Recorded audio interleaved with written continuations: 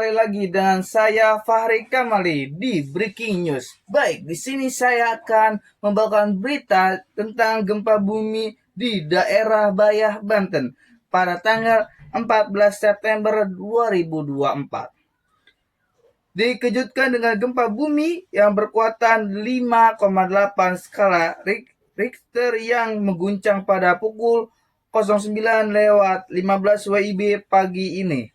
Menurut laporan dari Badan Meteorologi, Klimatologi dan Geofisika atau BMKG, pusat gempa terletak pada kedalaman 10 km di bawah permukaan laut dengan koordinat 7,8 derajat lintang selatan dan 105, derajat bujur timur.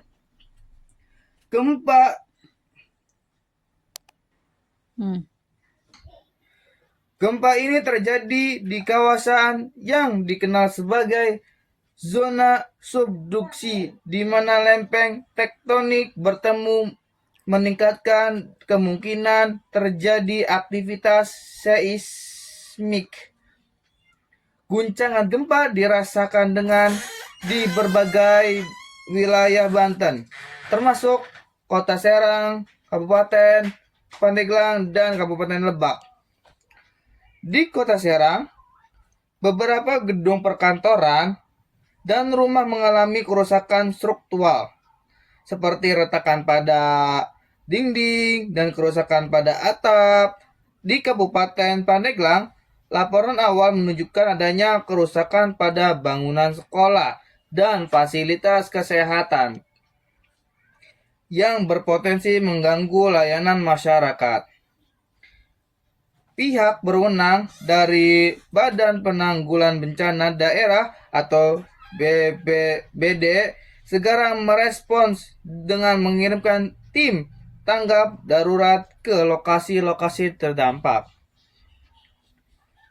Tim tersebut terdiri dari personel gabungan yang mencakup petugas medis, relawan, dan anggota TNI atau Polri. Mereka bertugas melakukan penilaian kerusakan, memberikan pertolongan pertama, dan memulai proses evakuasi bagi warga yang berada di daerah berisiko tinggi. BMKG mengeluarkan peringatan dini mengenai kemungkinan gempa susulan yang dapat terjadi dalam beberapa jam atau beberapa hari kemudian. Masyarakat diimbau untuk tetap waspada dan mengikuti instruksi dari pihak berwenang. Sebagai langkah pencegahan, banyak warga untuk memilih mengungsi ke tempat yang lebih aman, seperti lapangan terbuka dan tempat perlindungan yang telah disiapkan oleh pemerintah dan tim medis. Untuk menanggulangi dampak gempa, pemerintah daerah Banten telah mendirikan beberapa posko bantuan di lokasi-lokasi strategis. Posko-posko ini menyediakan kebutuhan pokok seperti makanan, air bersih, selimut, dan obat-obatan. Selain itu, layanan kesehatan darurat juga disiapkan untuk memeriksa kondisi kesehatan masyarakat yang terkena dampak dan memberikan perawatan medis bagi korban luka. Pemerintah Provinsi Banten bekerja sama dengan organisasi non-pemerintah seperti NGO dan lembaga internasional untuk mempercepat proses pemulihan. Kerjasama ini mencakup distribusi bantuan, penyediaan layanan psikososial, dan koordinasi dalam kegiatan penanggulangan bencana. Upaya ini bertujuan untuk memastikan bantuan sampai ke tangan masyarakat yang membutuhkan dengan cepat dan efektif. Berikut menurut Kepala BMKG dari Soro Budia Stuti, gempa ini merupakan manifestasi dari aktivitas seismik di zona subduksi yang sering terjadi di wilayah Indonesia. Meski tidak menimbulkan ancaman tsunami.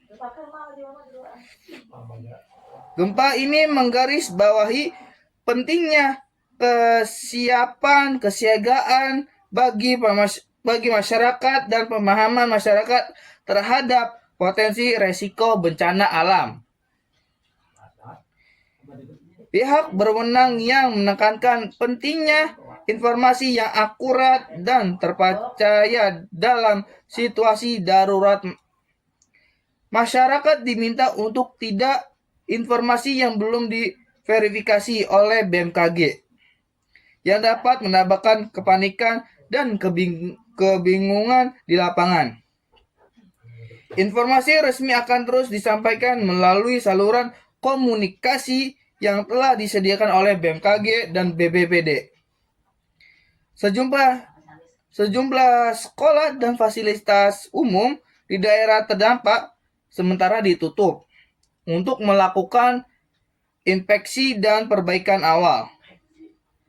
Pemerintah daerah memastikan bahwa proses perbaikan akan dilakukan secepat mungkin untuk meminimalkan gangguan terhadap kegiatan pendidikan dan pelayanan publik.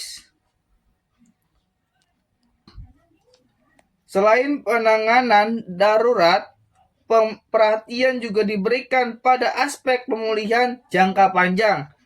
Pemerintah akan melakukan evaluasi mendalam terhadap kerusakan infrastruktur dan merancang strategi pemulihan yang berkelanjutan. Ini termasuk perbaikan bangunan, rehabilitasi lingkungan, dan pemulihan ekonomi bagi masyarakat yang terdampak.